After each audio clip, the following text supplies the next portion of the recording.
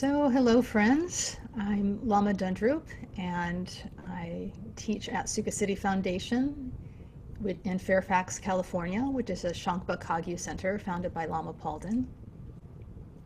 And I wanted to bring to you today a message about the racial injustice and the outrage about that we're all experiencing in the United States right now, and to offer a practice from the Vajrayana tradition that I think is very useful in helping us to explore our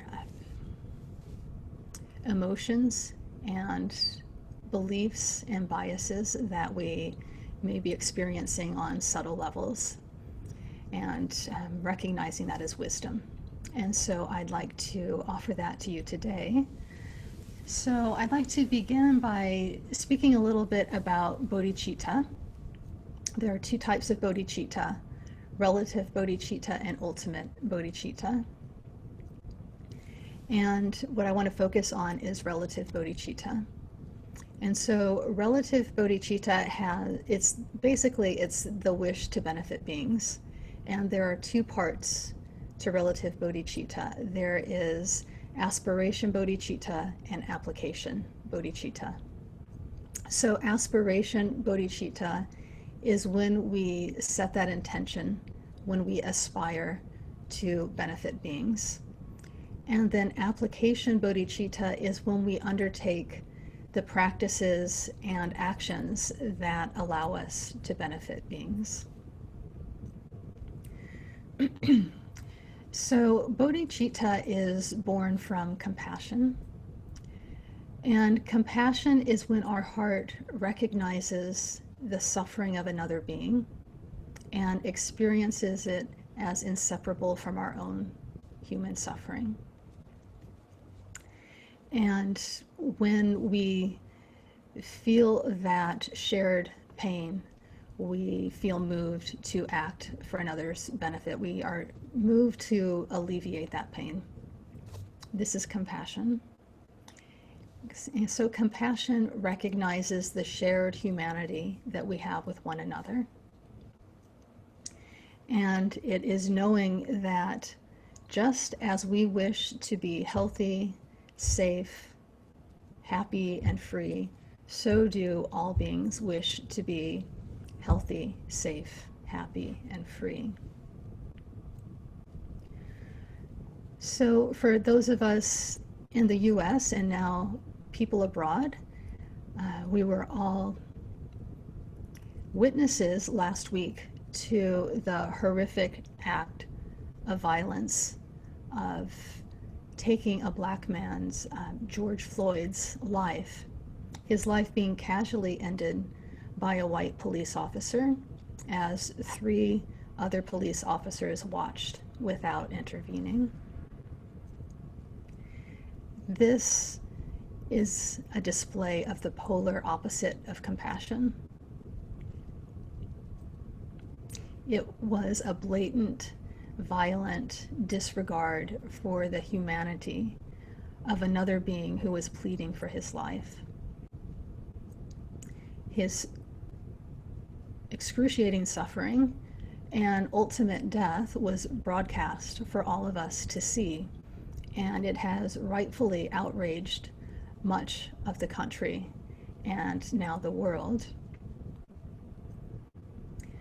And the Black community, which is in the midst of what I can only begin to imagine is the deep grief and exhaustion of dealing with racism and the deep pain of re-experiencing trauma. And in their usual way, they have responded with courage and organization and resilience. And while many are working to exploit this uprising to benefit their own agenda, the undeniable cruelty of George Floyd's murder has finally compelled a large number of white people to act alongside our Black brothers and sisters. And this is heartening to see in that it is very easy for those of us who enjoy the privilege of being white to fall into complacency around this issue of racial injustice. We, as white people, we have the choice of engaging with this while it's the central focus of the news. And we also have the privilege of turning it off when we no longer want to face the pain of it. And this is not true for people of color, because this is experienced in an ongoing basis. This violence is experienced in an ongoing basis, spanning from subtle microaggressions all the way to murder. They don't have the opportunity or the choice to turn this pain off. This violent and hate-filled disregard for Black people of all gender identities has been freely ongoing for hundreds and hundreds of years. It's the source of devastating trauma that's transgenerational and is a lived daily experience for people of color, particularly the African American community. And due to technology and social media, we just so happened to have the opportunity to witness this atrocity, which is something that happens on a regular basis. So it's incumbent on those of us who enjoy the privileges that come along with being white to act on behalf of our Black and brown friends, neighbors, colleagues, and fellow human beings. It's our responsibility to speak up and to be clear that racist behavior in any form is not acceptable. And it's our responsibility to educate ourselves and to be vigilant in looking at any and all ways that we carry racial biases, whether they are conscious or unconscious, and that we then do the work to uproot and untrain these entrenched patterns. It is our responsibility to support our Black and brown friends, neighbors, brothers and sisters, to recognize, it's our responsibility to recognize and acknowledge their contributions that we freely enjoy every day.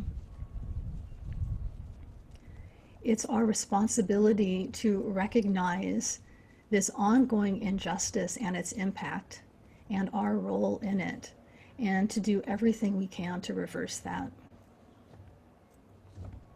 And this is especially true for those of us who have committed to walking the Bodhisattva path.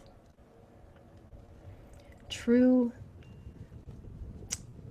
embodying bodhicitta requires that we not turn away from suffering. It calls us to turn in the direction of pain and difficulty and to courageously open our hearts to it.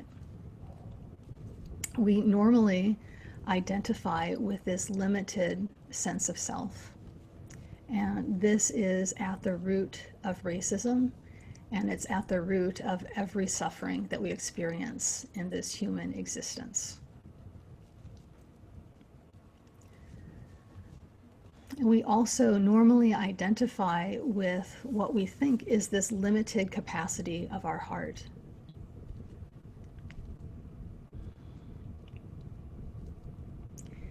The ultimate truth, though, is that our heart is boundless. There's nothing that our heart cannot hold.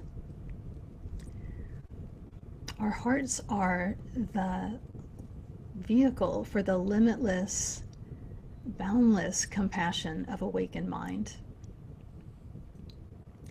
And over again, by over and over again showing up with this steadfast, impartial presence of the earth element,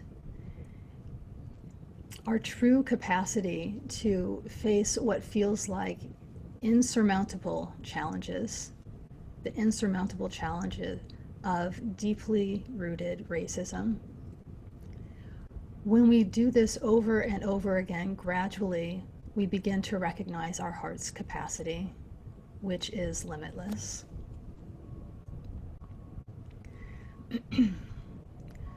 So in an effort for us to do this education and to do the work of recognizing the ways that we engage with consciously or unconsciously with these racial biases, I want to offer this practice that is working with this in relation to the 5 Buddha families. So the 5 Buddha families are 5 fundamental energies that comprise all of our experience. It comprises our experience of the elements and the aggregates. And so basically, the process is that these 5 energies of awakened mind emerge out of awakened awareness. And when they flow into a field of duality, of a field that is constricted around self and other, they distort. And rather than arising as wisdom, this energy arises as a klesha, or a difficult emotion. One way I like to describe it is that it is though we have water flowing through a hose, a garden hose, and then when we put our thumb on top, at the end of the hose, at the spout, the water shoots out in every direction. It distorts. And so having our thumb on the top of that hose is the equivalent of grasping onto a sense of self and defining everything else as other.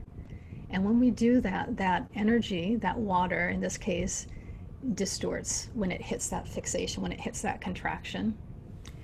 And so as we can slowly begin to relax that fixation on a sense of self, as we slowly lift our thumb away from the end of the hose, that energy can begin to flow smoothly.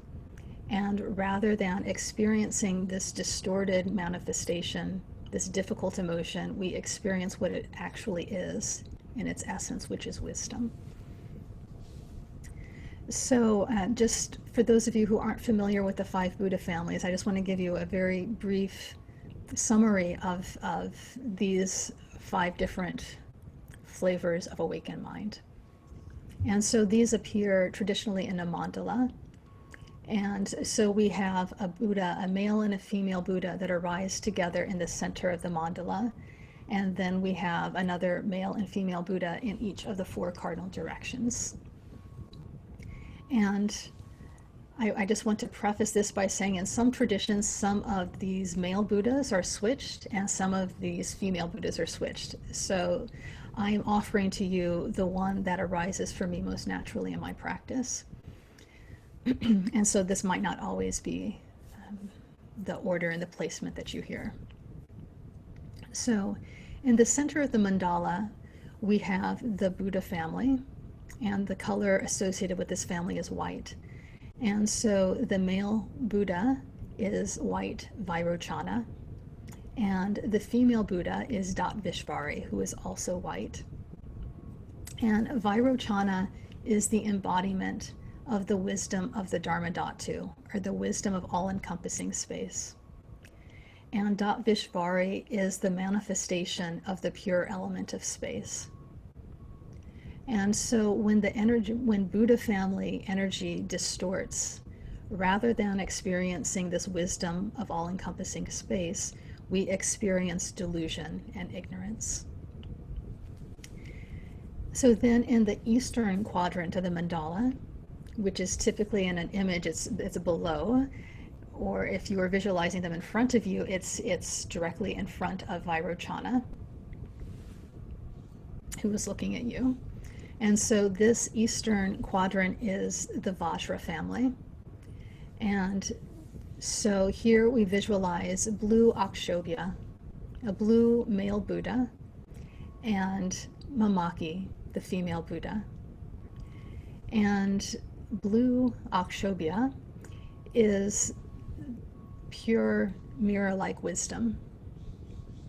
And Mamaki is the pure element of water. These are the pure wisdom and this pure element manifesting in these bodies of light. And so when the energy of the Vajra family it meets this fixation of grabbing onto self and other, it distorts into anger and aggression. And then when we move to the southern quadrant, we are working with the Ratna family. So here the male and female Buddhas are yellow or gold. And so we have Ratnasambhava, who's the male Buddha, and Lokana, who's the female Buddha. And Ratnasambhava embodies the wisdom of equality, and Lokana embodies the pure element of earth. And so when this Ratna energy meets a dualistic fixation, a dualistic field, it distorts, and it distorts into pride. And then we go to the western quadrant, and this is the Padma family. And so the color associated with this family is red. And so the male Buddha typically associated with this family is Amitabha.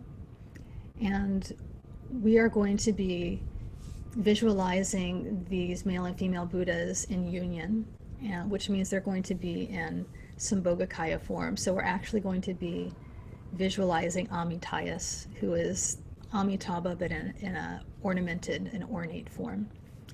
So the Padma family, the male Buddha is Amitabha or Amitayas, and the female Buddha is Pandaravasini.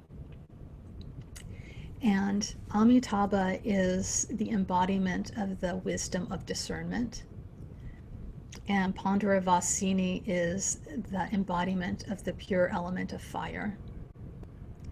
And so when Padma energy meets a field of fixation on self and other, it distorts, and it distorts into desire. And then we move to the northern quadrant, and the color associated here with the Karma family is green. And the male Buddha here is Amoghasiddhi, and the female Buddha is Samayatara, or green Tara. So both this male and female Buddha are green in color, and Amoghasiddhi is the embodiment of all-accomplishing wisdom, and Samayatara is the embodiment of the pure element of wind. And so when karma energy flows into a field that is fixated on self and other, it distorts into jealousy and envy. So these are the basic energies that we're going to be working with. And so what we're going to do is go through each of these families, and we are going to first recognize the distorted experience of this energy, the distorted experience of it in relation specifically to racial injustice and this specific time of outrage about that. So we're going to bring those difficult emotions that might be subtle or might be gross and very present for us. We're going to bring those into the foreground and use this meditation to let go of our fixation on self, the thing that kind of holds it in this distorted form. And then we are going to gradually, as we let go of the sense of self, we are going to experience that very difficult emotion in its essence, which is actually wisdom. So we're going to be working in this way. So let's find a way to sit that allows you to be comfortable yet upright. This meditation it's kind of a long reflection, so feel free to stretch if you need to. So we do want to be sitting in a way that's comfortable, but yet we want to be alert. And as with any practice, we are going to begin with chanting the Refuge prayer 3 times and generating bodhicitta, generating this aspiration to awaken for all beings. We'll do that 3 times, and then we'll chant the 4 immeasurable prayer 1 time. And we'll sit quietly for just a moment to gather our energy, then we'll move into the practice. Until enlightenment, I take refuge in the Buddha, Dharma, and Sangha. Through the accumulation of merit and wisdom, may I awaken for the benefit of all beings. Until enlightenment, I take refuge in the Buddha, Dharma, and Sangha. Through the accumulation of merit and wisdom, may I awaken for the benefit of all beings. Until enlightenment, I take refuge in the Buddha, Dharma, and Sangha. Through the accumulation of merit and wisdom, may I awaken for the benefit of all beings. May all beings have happiness and the causes of happiness. May all beings have no suffering nor the causes of suffering. May all beings have the supreme bliss which is free from all suffering. May all beings live in the great equanimity which is free from all attachment and aversion. Okay, so let's find a way to sit that allows the spine to be straight. And we will begin with a short period of calm abiding practice.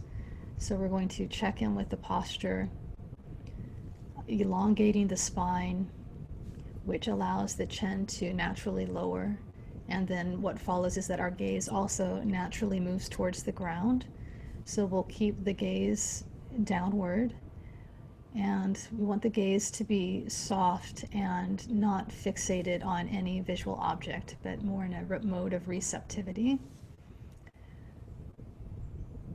And you can allow your tongue to rest on the roof of the mouth. And then we bring our attention down our neck, relaxing any tension there, bringing it into the shoulders, bringing our attention into our shoulders, and really opening the chest and shoulders. And then allowing the attention to move down the arms so that you are feeling both of your hands rest evenly, either on your legs or in meditation mudra in your lap. And then we bring the attention back into the torso, feeling our body from the inside out, feeling the front of the body as well as the back of the body.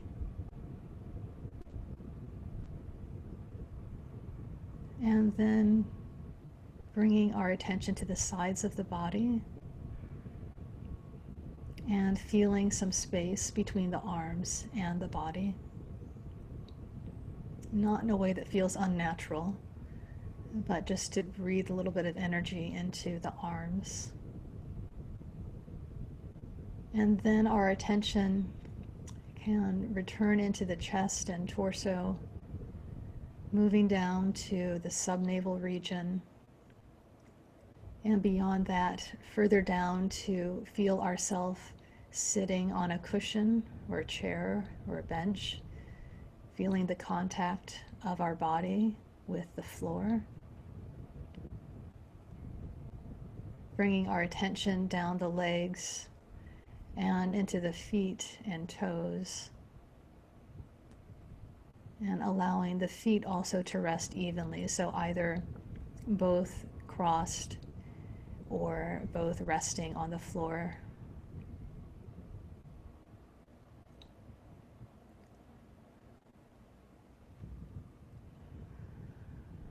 And now let's become aware of the movement of the wind element in the body.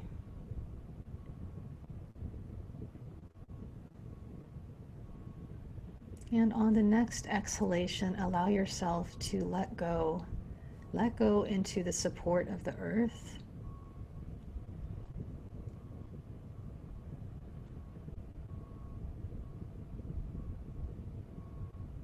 And then feeling the movement of the breath as you inhale and exhale. And let's feel it particularly in the subnavel region, which is 3 or 4 finger widths below the navel, and your central channel, which is just in front of your spine. So for just a minute or two, we will allow our attention to rest in the subnavel region, following the breath, and using the breath as a method, a meditation object, to help us remain in a state of non-distraction.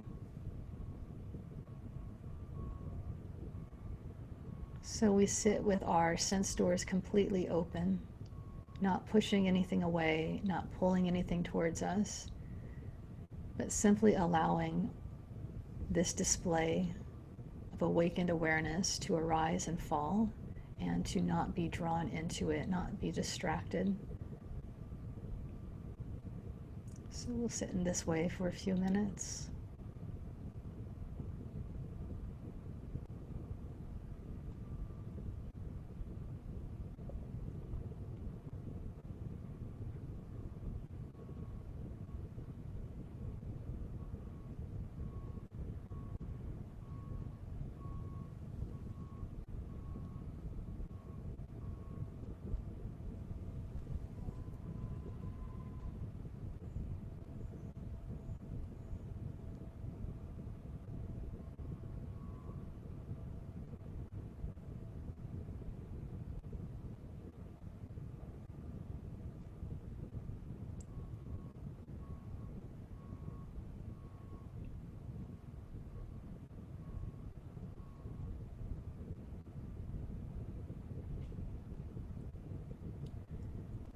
So if at any point you find that you've become distracted, just simply let go of whatever you are thinking about or feeling, and simply bring your attention back to the breath without any judgment.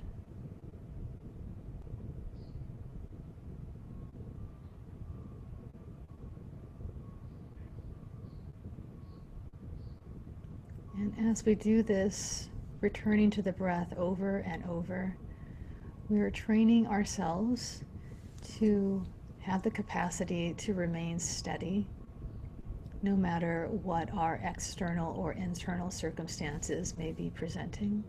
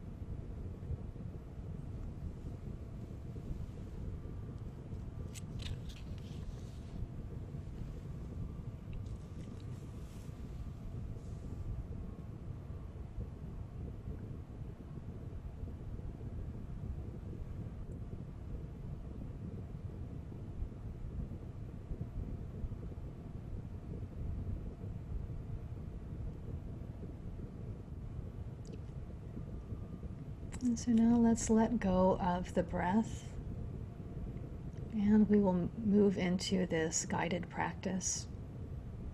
So feel free to have your eyes open or closed. We will be doing some visualization, but you can do whatever is most conducive for you in this practice.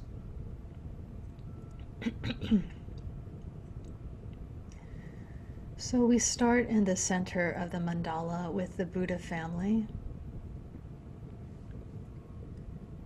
So visualize that in the sky in front, Vairochana and Vishvari instantly appear in the sky. They are seated on top of a lotus and moon disk. They are in union. Their bodies are white and made of light.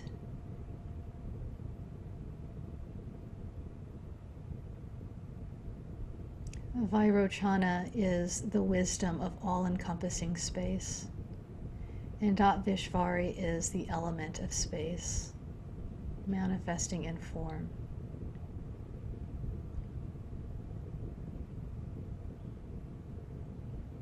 So they are ornamented with silks and jewels.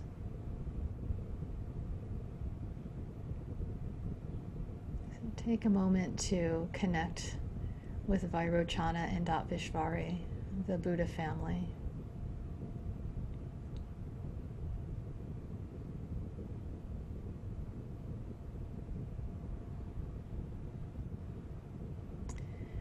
And now bring into your experience, or bring into the foreground of your experience, any ways in relation to racism in general, or this specific time of outrage about racial injustice.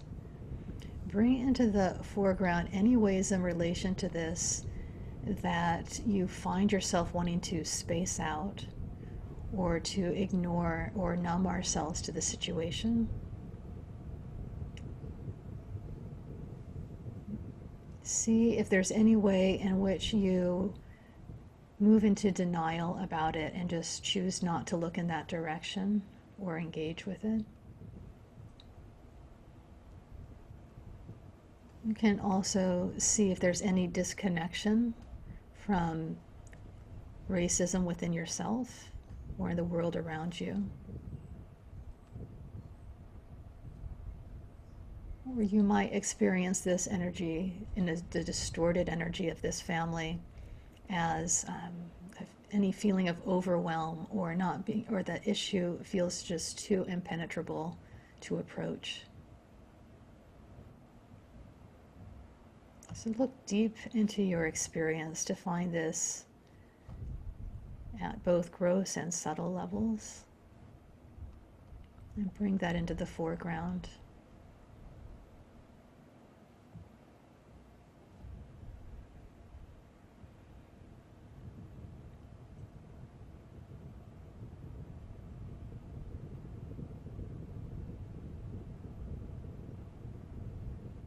And feel the pull of that movement. Feel how it is compelling to move in that direction of spacing out, numbing, disconnecting.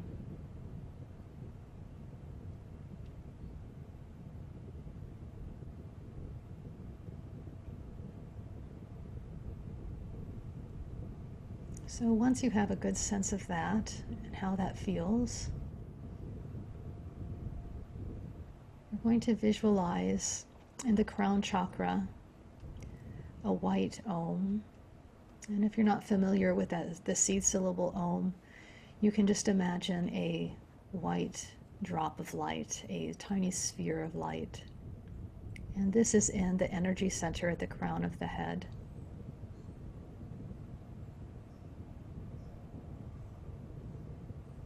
And now imagine that light radiates from that Om in your crown chakra to Vairochana, the male Buddha in the sky in front.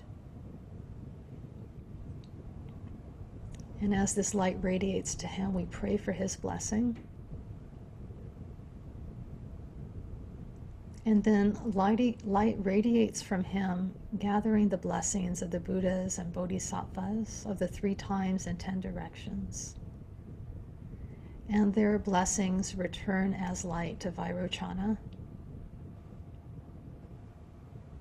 And then white light radiates from Vairochana back to the Om in your crown chakra. And when that light strikes the Om in the crown chakra, that Om begins to self-sound. It begins to vibrate with its own sound and radiate white light. And we are going to join our voice with the sound of the Om and imagine that its vibration and that white light completely suffuse this distorted experience of the Buddha energy. So it completely suffuses this experience of wanting to numb out, to space out, to ignore, to disconnect, etc. So we'll join our voice with the Om, visualizing this.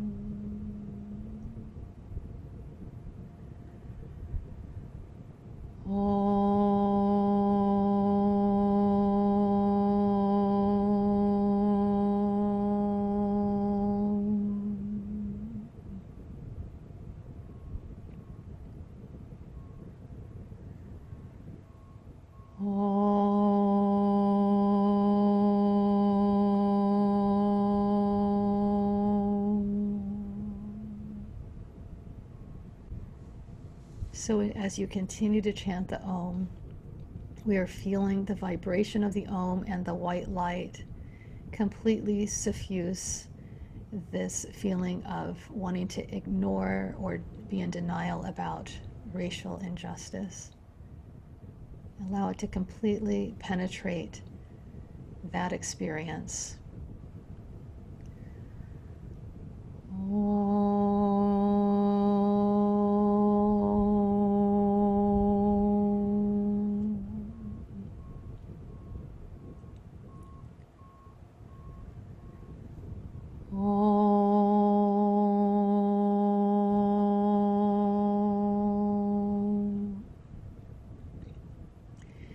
And as you continue to chant, allow the light and the sound vibrations to begin to loosen any fixation on a sense of self.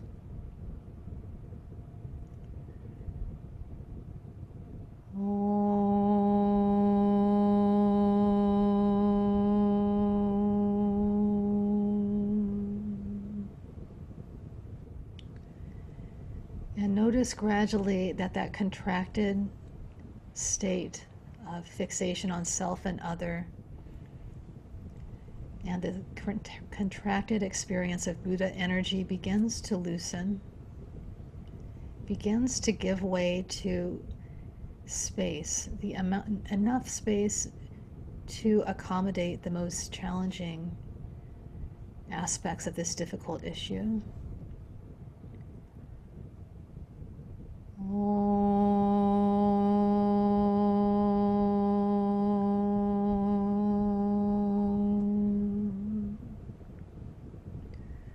And as that sense of self begins to loosen and that contraction begins to loosen, a sense of peace, comfort, and tolerance for all of existence begins to arise.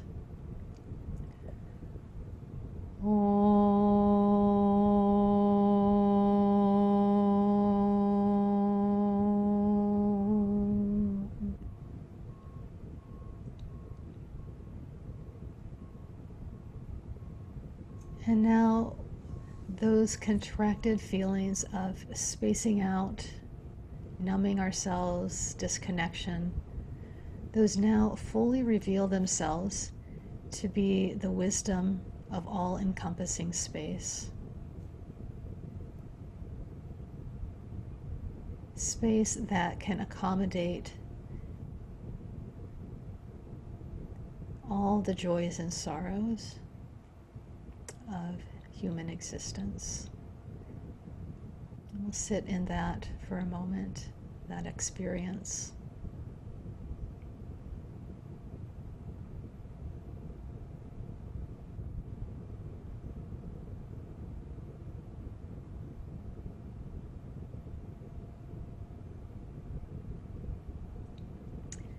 And now we're going to bring Vishvari, the female Buddha of the Buddha family, into the foreground. And so Vishvari emerges, and she's carrying a vase that's filled with white wisdom awareness nectar. She's carrying this in her left hand. And imagine that she pours that nectar into the crown of your head, into the crown chakra, the energy center of the element of space. And it doesn't descend down the central channel, it begins to gather in the crown chakra. And feel the nectar and the white light that accompanies it completely suffuse any imbalance in the space element and any effect that imbalance may have in relation to the experience of racial injustice right now.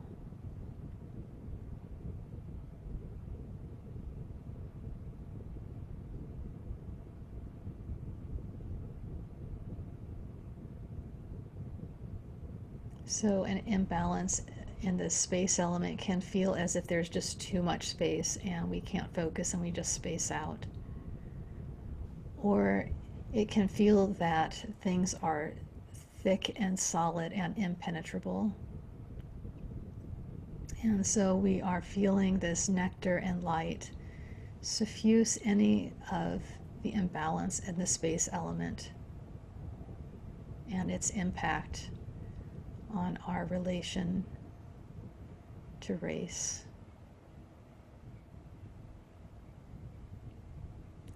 And feel that crown chakra as it fills with white, primordial wisdom awareness nectar, which is made of light.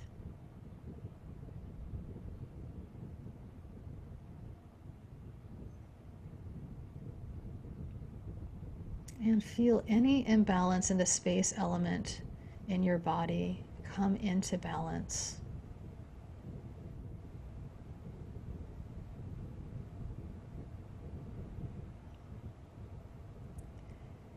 Feel the unobstructed experience of space's open and accommodating nature.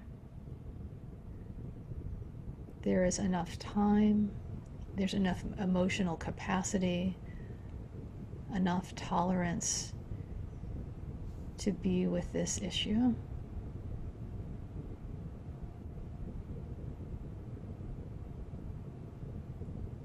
And imagine now that the light in your crown chakra forms into an 8-spoked wheel of the Dharma. This is the implement or symbol of the Buddha family.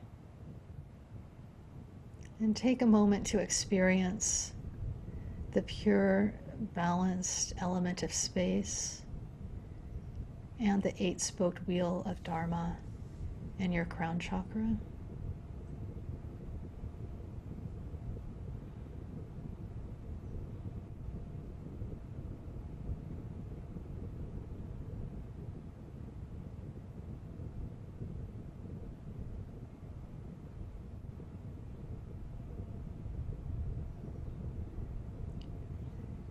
And now imagine that Vairochana and Vishvari instantly dissolve into white light, and that white light dissolves directly into you. And like water poured into water, you become inseparable. You become inseparable with Vairochana and Vishvari's awakened body, awakened speech, and awakened mind.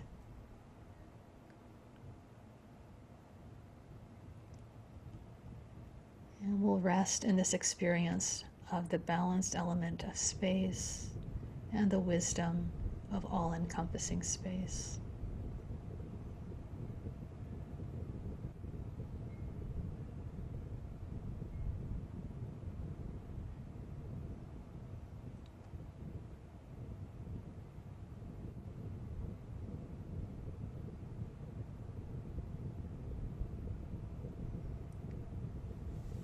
And now we move into the eastern quadrant of the mandala.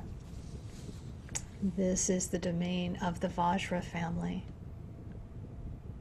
So in the sky in front, imagine that Akshobhya and Mamaki instantly appear. They are blue in color and they are seated on a fully blossomed lotus and moon disk.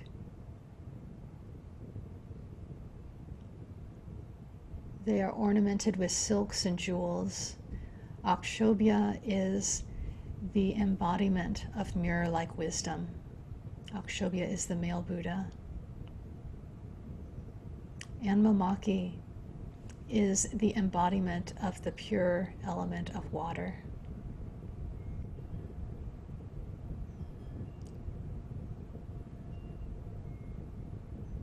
So take a moment to connect with Akshobhya and Mamaki.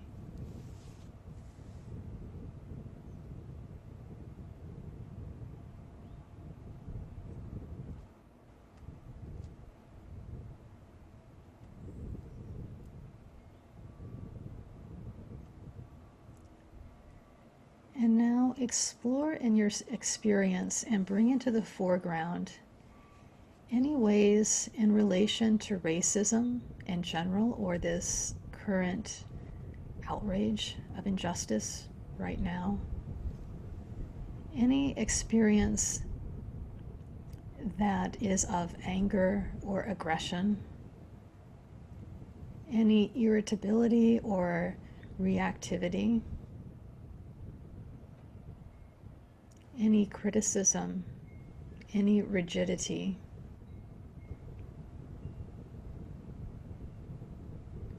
Look deep into your experience for this distorted experience of the Vajra energy.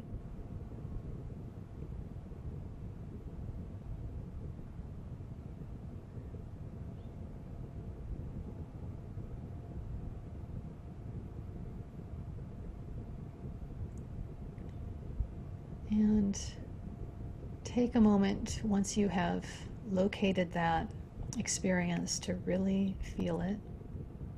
Feel it vividly.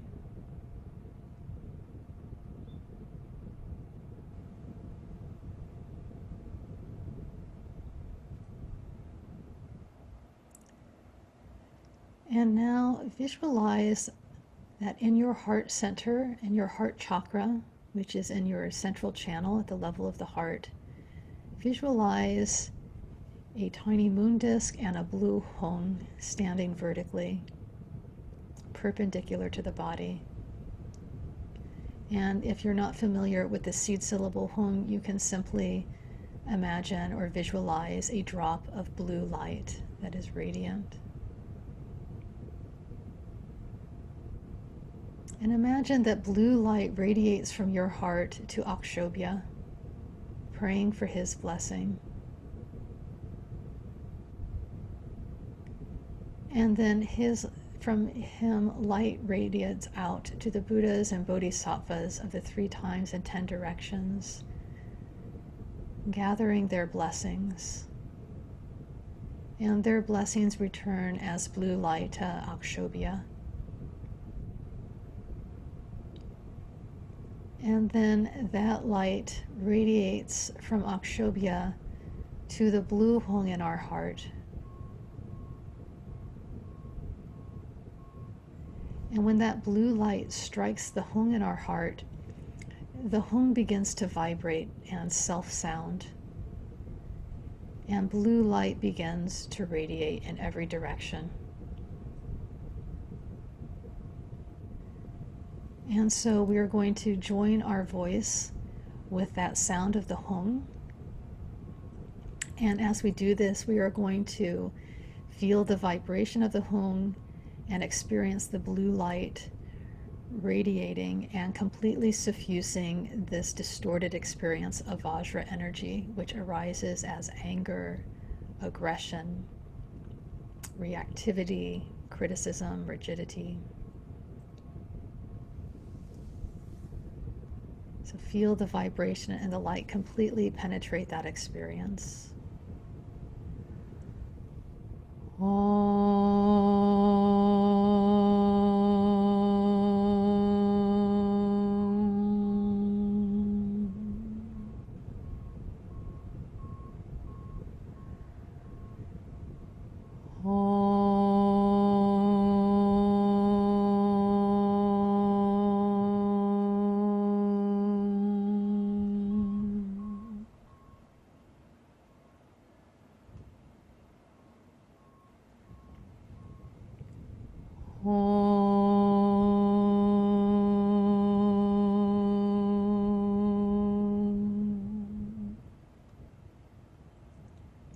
To continue chanting the hum, and as you do so, allow the light and the sound vibrations to begin to loosen any grasping at a sense of self, any fixation on self and other, and feel that begin to loosen that distorted experience of Vajra energy.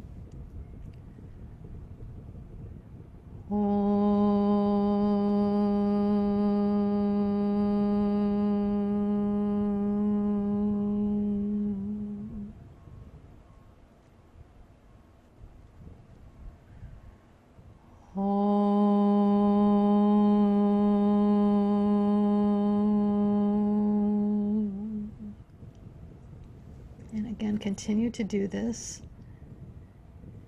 And now that contracted experience, the anger, the reactivity, the criticism, that begins to give way to clarity, to the ability to see the many factors at play in this racial conflict, to be able to see all of those factors clearly and precisely, without any conceptualization about them, without any bias, like an unstained, perfect mirror, a perfect reflection of every aspect of this race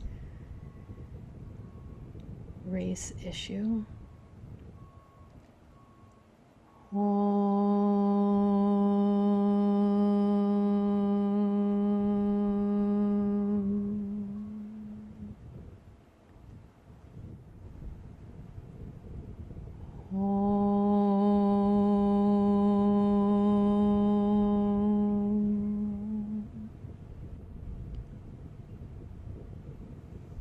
And now experience those contracted, difficult feelings now fully revealed as the wisdom of mirror-like awareness, mirror-like wisdom,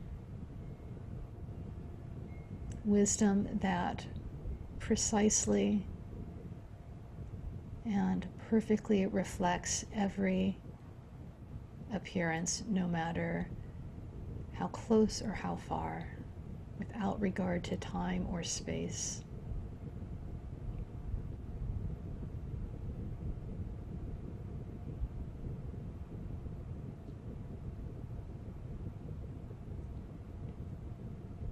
And sit in that experience for a moment.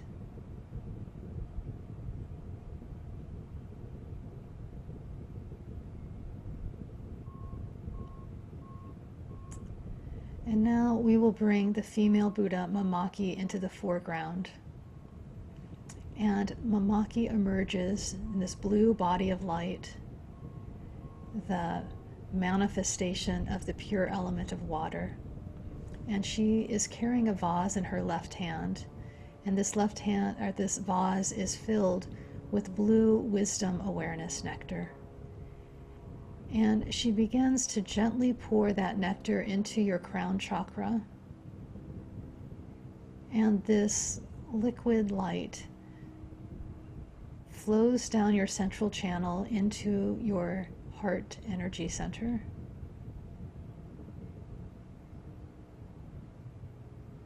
And it begins to fill that energy center.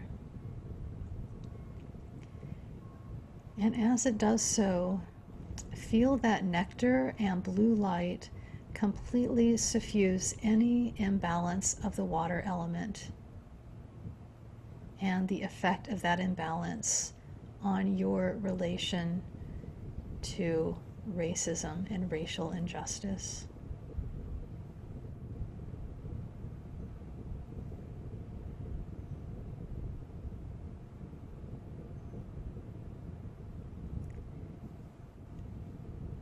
It could appear as a rigidity, sort of a lack of flow, a brittleness. This inability to bring experience together, to cohere experiences. So feel the blue nectar and the blue light completely suffusing that imbalance and beginning to bring balance to the water element in your experience.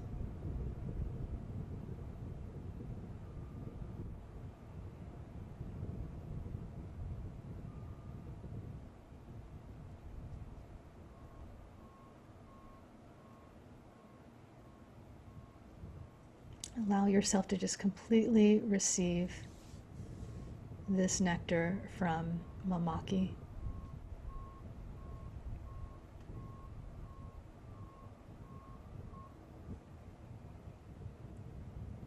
And now you begin to experience the ease and flow of water in balance.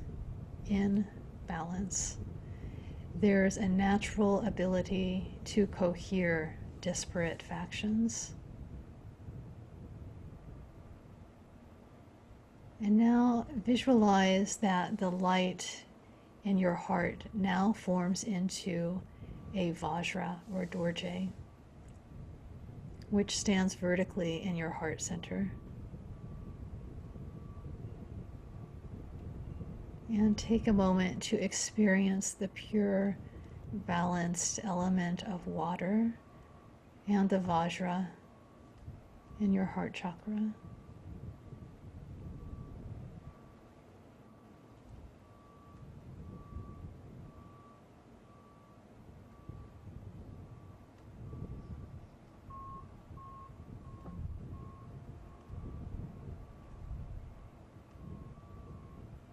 And now imagine that Akshobhya Mamaki instantly dissolve into light, and that light dissolves into you.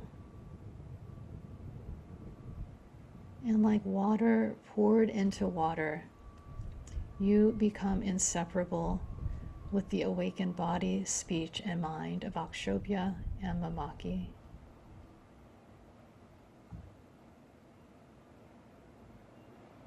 We'll take a moment to rest in this experience of embodying the pure water element and mirror-like wisdom.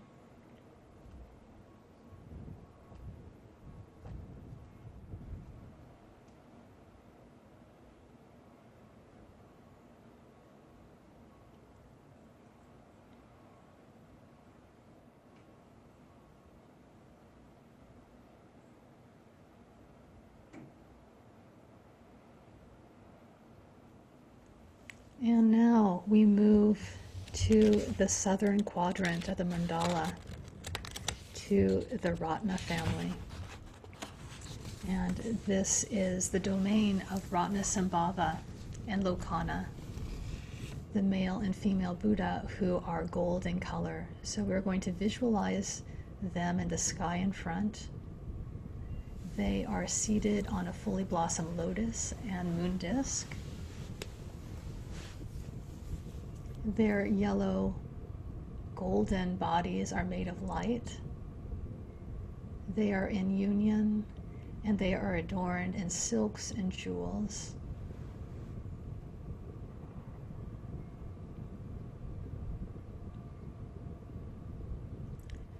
Ratnasambhava is the embodiment of the wisdom of equality. And Lokana is the embodiment of the pure element of earth.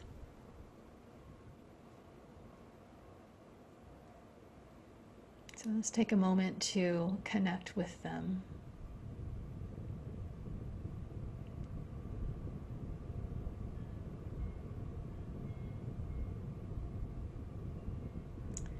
And now look into your experience and bring into the foreground any ways in relation to racism that you experience this distorted, difficult energy which arises as pride, arrogance, avarice. It can appear as an insecurity and the need to inflate yourself. It can appear as heedlessness and overindulgence.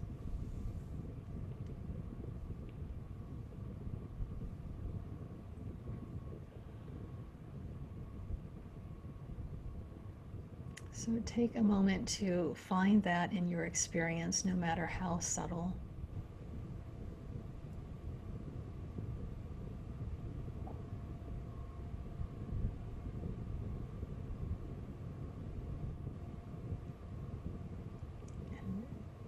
Particularly, how do you experience this distorted manifestation of Ratna energy in relation to race?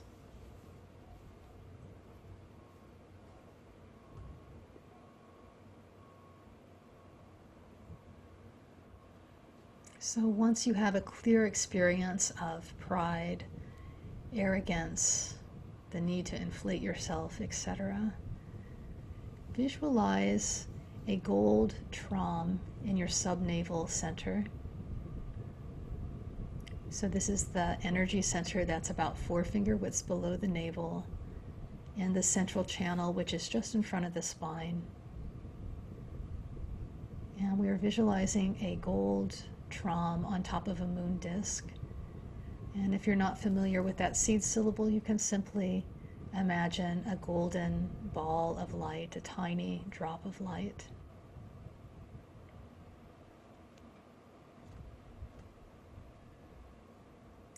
And imagine that gold light radiates forth from that trom to Ratnasambhava.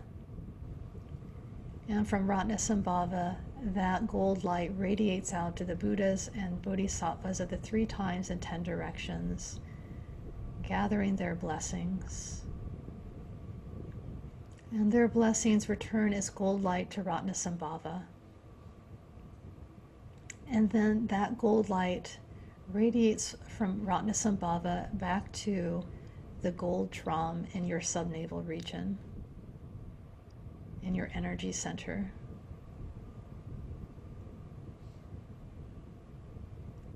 And when that light strikes the trom in your subnavel chakra, it begins to vibrate in self-sound and radiate gold light throughout your body. And so we're going to join our voice with that trom which is already sounding. We're going to feel its vibration and feel that golden light radiate from it and completely suffuse the distorted experience of Ratna energy, which is arising as pride, arrogance, insecurity, and the need to inflate yourself, overindulgence.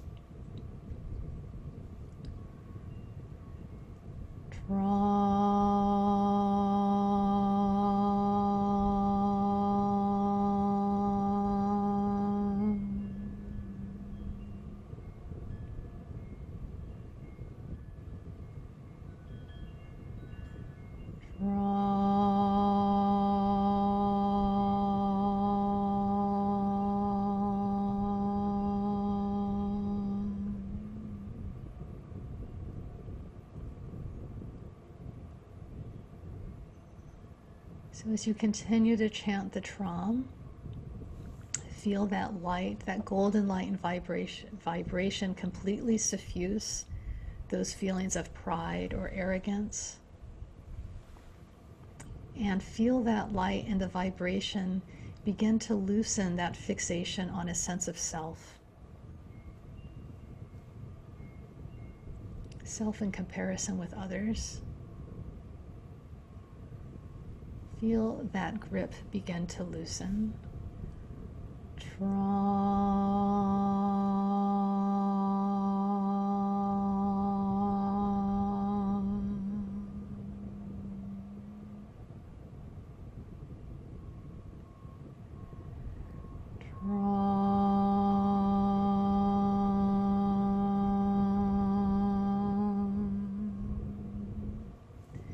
And as you continue to chant, notice that gradually that contracted state, that contracted feeling of pride, etc., begins to give way to equality of self and others, recognizing no distinction between yours and another being's well-being,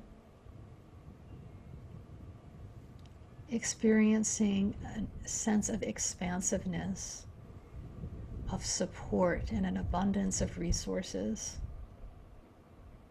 experiencing confidence and courage.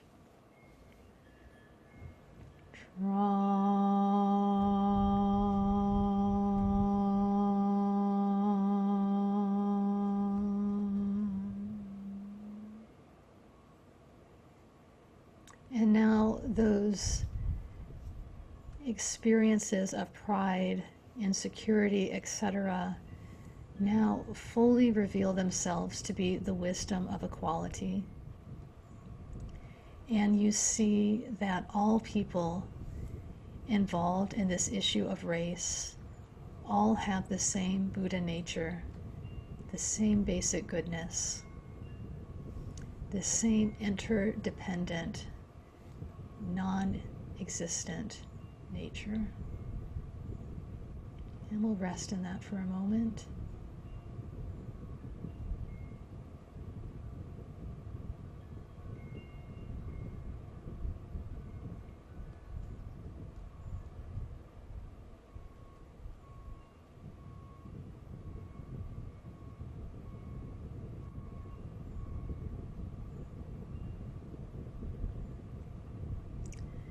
And now we move to Lokana, the female Buddha, the embodiment of the pure element of earth.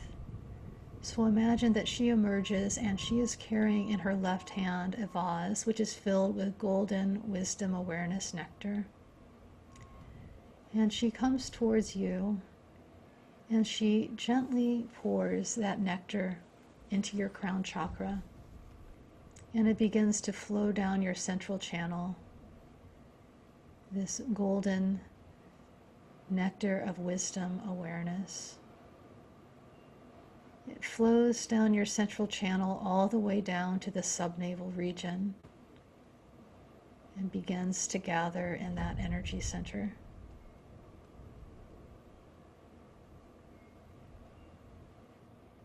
And as this happens, feel any imbalance in the earth element in your body or in your experience. Feel that come into balance.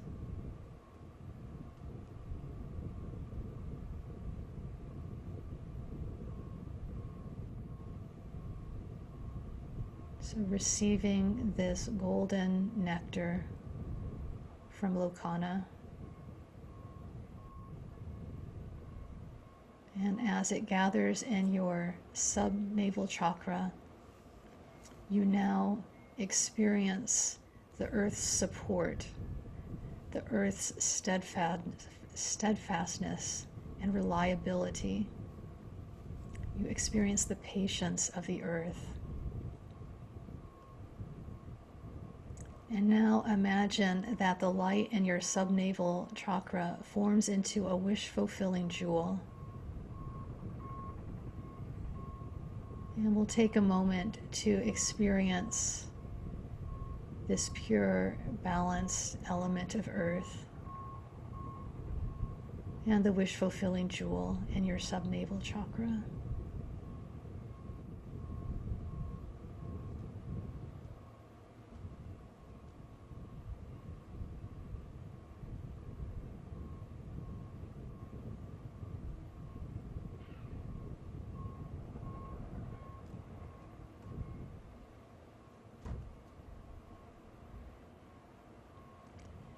And now imagine that Ratna, Sambhava, and Lokana dissolve into golden light, and this golden light dissolves directly into you.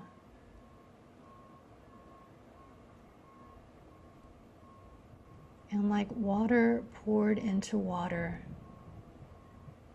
you experience your body, speech, and mind as inseparable with Ratna Sambhava and Lokana's Vajra body, Vajra speech, and Vajra mind.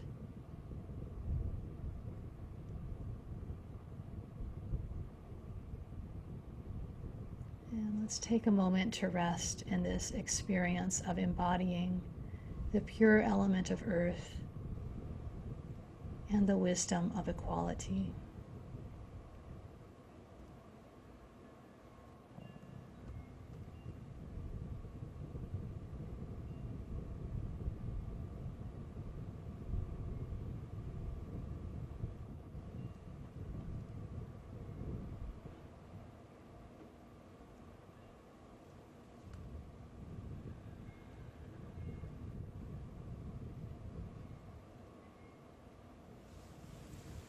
And now we move to the western quadrant of the mandala and to the domain of the Padma family. So visualize in the sky in front Amitabha and Pandaravasini in union, seated on top of a lotus and a moon disk. Amitabha is the embodiment of the wisdom of discernment.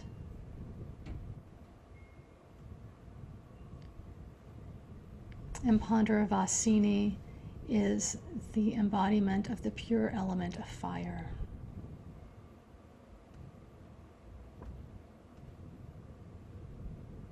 Let's take a moment to connect with them.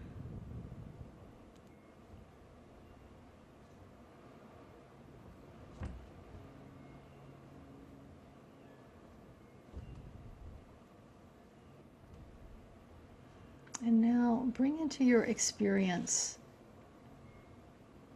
bring into the foreground any way in relation to racism and racial injustice, any way that this Padma energy distorts, and that takes the form of obsessiveness, of fanaticism, being highly addictive, and the capacity to become violent.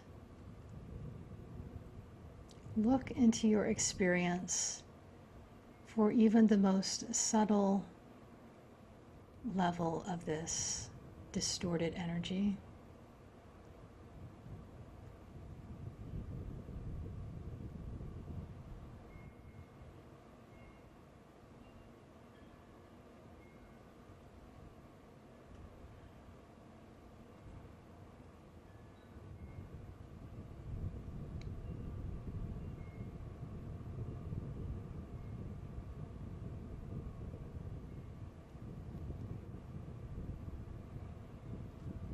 So feel that very vividly in your experience, even if it's very subtle. And now visualize in your throat chakra a red Hri standing on top of a tiny moon disk. And again, if you're not familiar with the seed syllable Hri, you can imagine a drop of red light in your throat chakra. And imagine that red light radiates from that Hri to Amitabha with prayers for his blessing.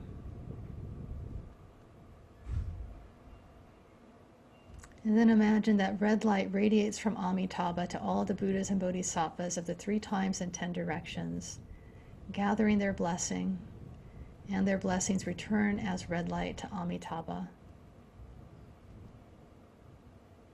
And then red light radiates from Amitabha to the red Hri in your throat. And when it strikes the Hri begins to self-sound, vibrate, and red light begins to radiate throughout your body.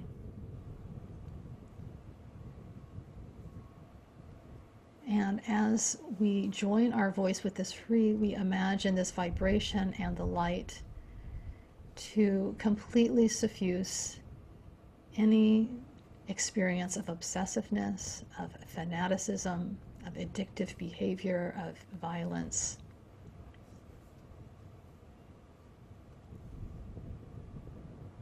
Or any degree of passion that is harmful.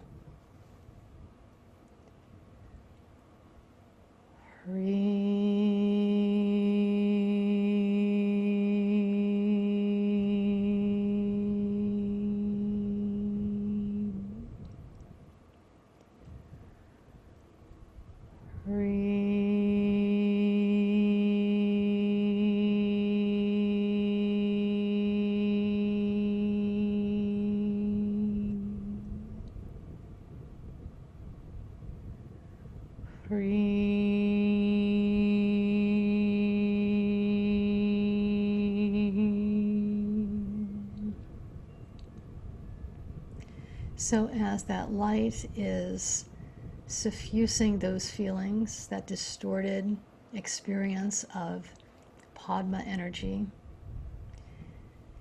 feel the fixation on a sense of self in relation to that begin to loosen.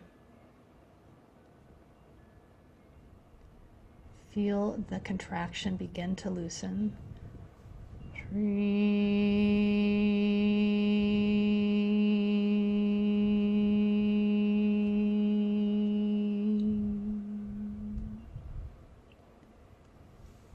And gradually experience that contracted state begin to loosen and giving way to warmth, to empathy, compassion, and love.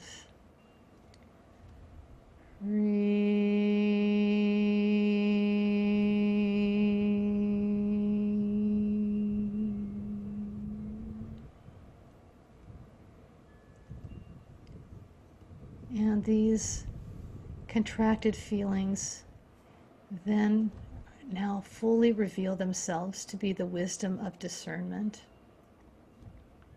And this gives you the ability to see the unique qualities and the unique characteristics of all factors, of the full diversity of your experience in relation to race and racial injustice. So let's take a moment to rest in this wisdom of discernment. There's an appreciation for the diversity, an appreciation for the unique qualities.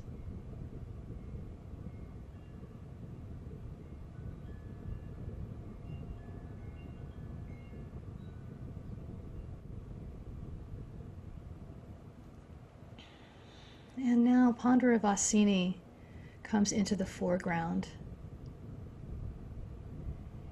And she is carrying a vase filled with red nectar in her left hand. And imagine that she gently pours that nectar into the crown of your head. And it flows down your central channel until it arrives at your throat energy center, which is the energy center of the element of fire.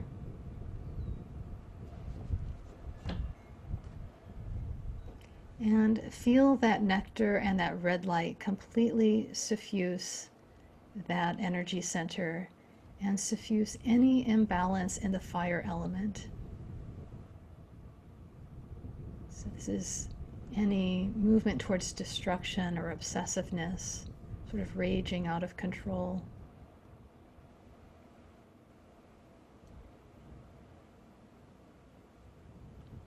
Experiencing that in relation to the experience of racism.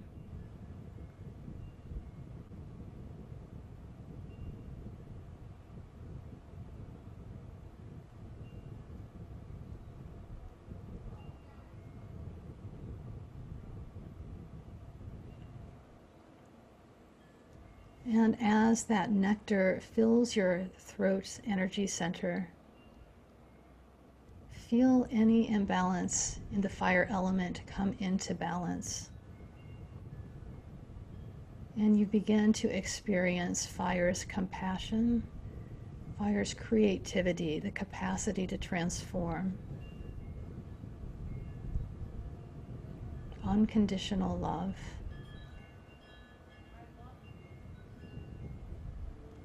And imagine that that red light forms into a red lotus in your throat energy center. And let's take a moment to rest in the experience of fire in balance and this red lotus.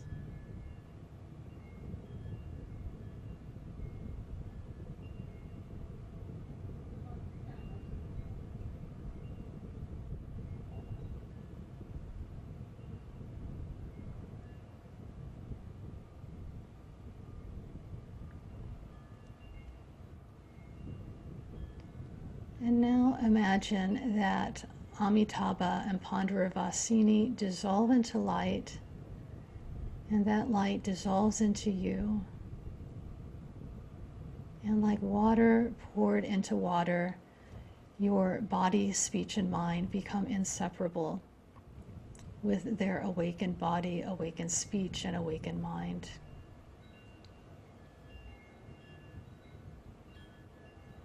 And we'll rest for a moment in this experience of the pure fire element and the wisdom of discernment.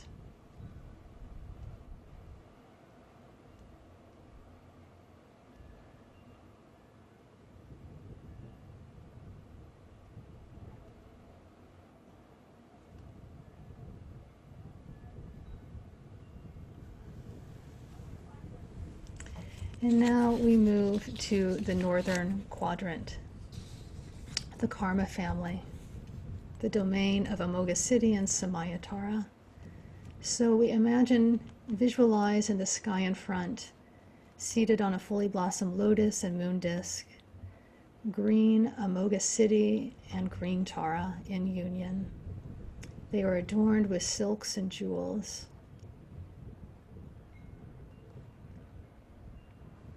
We'll take a moment to connect with them. Amoghasiddhi is the embodiment of all accomplishing activity, and Samayatara is the embodiment of the wind element in balance.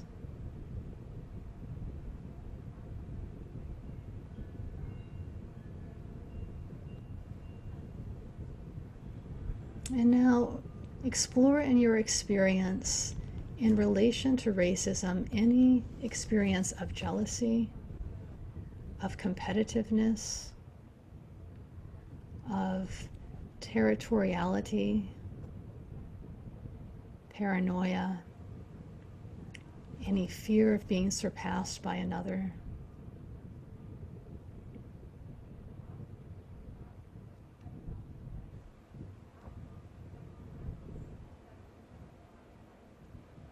Take a moment to really feel that experience of the distorted karma energy.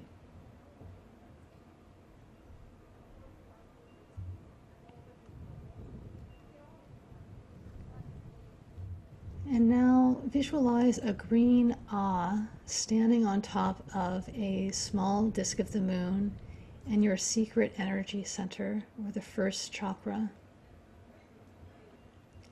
And imagine that green light radiates from your secret chakra, from that green Ah to Amoghasiddhi, with prayers for his blessing. And then green light radiates from him, inviting all the blessings of the Buddhas and Bodhisattvas of the 3 times and 10 directions. And their blessings return as green light to Amoga City. And then that green light radiates from Amoga City back to the green awe in your first chakra, the secret energy center. And that awe begins to vibrate in self-sound and radiate green light. And now we'll join our voice with the sound of the awe and feel its vibration and the green light radiate and completely suffuse any feeling of jealousy, competitiveness, territoriality, fear of being surpassed by others, all in relation to racism.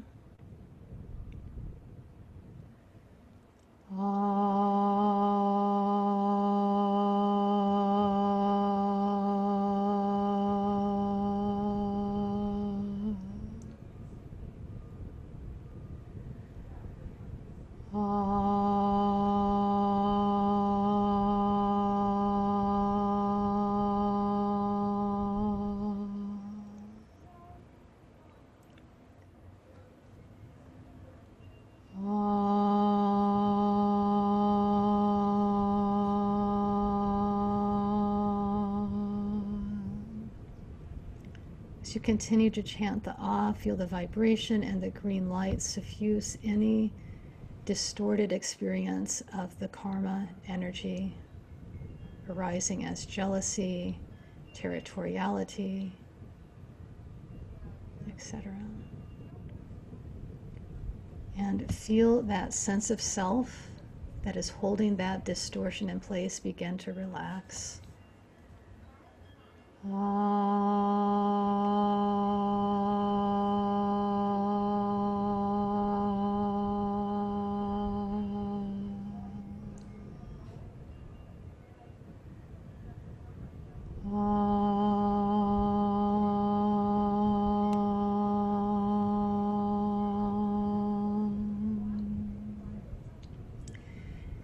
And now that contracted state begins to give way to the capacity to effortlessly accomplish all that needs to be accomplished. And this arises based on all the other wisdoms. It begins to give way to boundless, limitless, awakened activity, efficiency without ambition.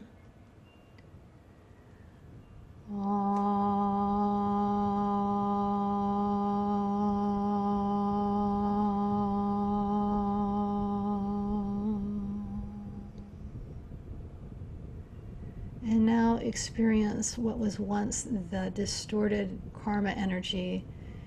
Experience it as fully revealing itself to be all-accomplishing wisdom.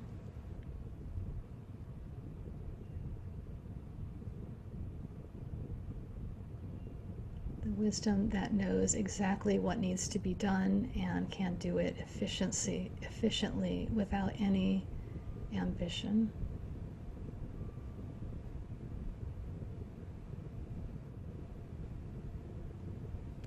And now we turn our attention to Samaya Tara. So Samaya Tara, green Tara emerges. She's carrying a vase in her left hand filled with green nectar. And imagine that she gently pours this green nectar into the crown chakra of your head, and it streams down your central channel, streams down to streams down to your first chakra, the secret energy center, which is the center of the wind element.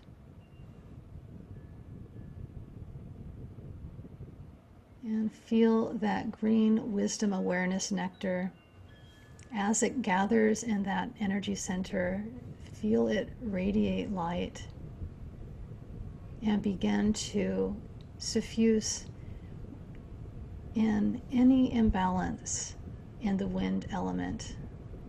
This could be the inability to change or excessive worry and anxiety or uncertainty.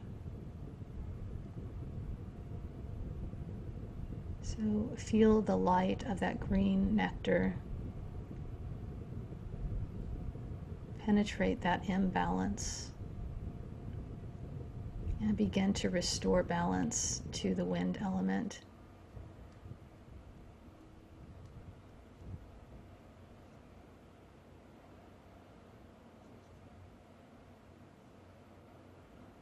And that first chakra completely fills with green light.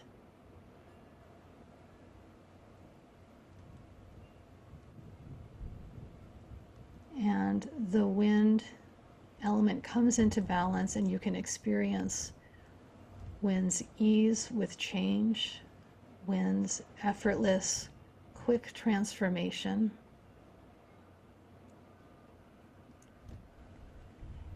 And imagine that that light forms into a multicolored double dorje in your first chakra.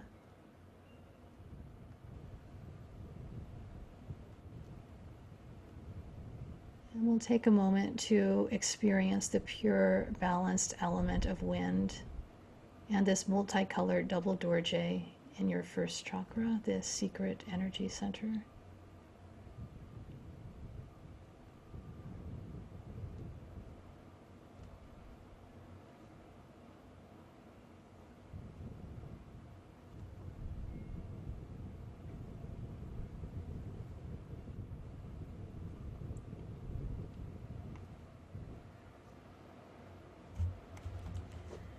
And now, looking again at Amoghasiddhi and Samayatara in the sky in front, imagine that they dissolve into light, and that light quickly moves towards you and dissolves directly into you. And like water poured into water, you become inseparable with the awakened body, speech, and mind of Amoghasiddhi and Samayatara. You are the embodiment of all-accomplishing wisdom and wind in its purest, balanced form.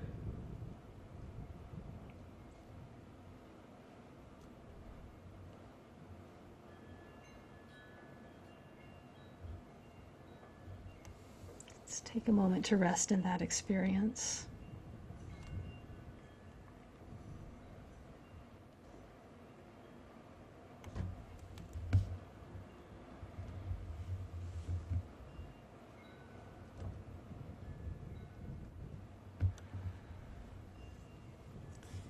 And that is the experience of the 5 Buddha families. And so this is a way that you can work with difficult emotions as they are arising and begin to experience them in their pure form, which is wisdom. So this is why we never want to turn away from a difficult emotion, but to move directly towards it, because this is a manifestation of awakened mind that's just distorted because of our grasping at a sense of self. So you can work with any of these Buddhas individually or collectively, as we did today. So let's chant a dedication prayer to share any benefit that might have arisen from our practice together. We share this freely with all beings. Through this goodness, may awakenings spontaneously arise in our streams of being. May all obscurations and distortions fall away. May all beings be liberated from suffering and the stormy waves of birth, sickness, old age, and death.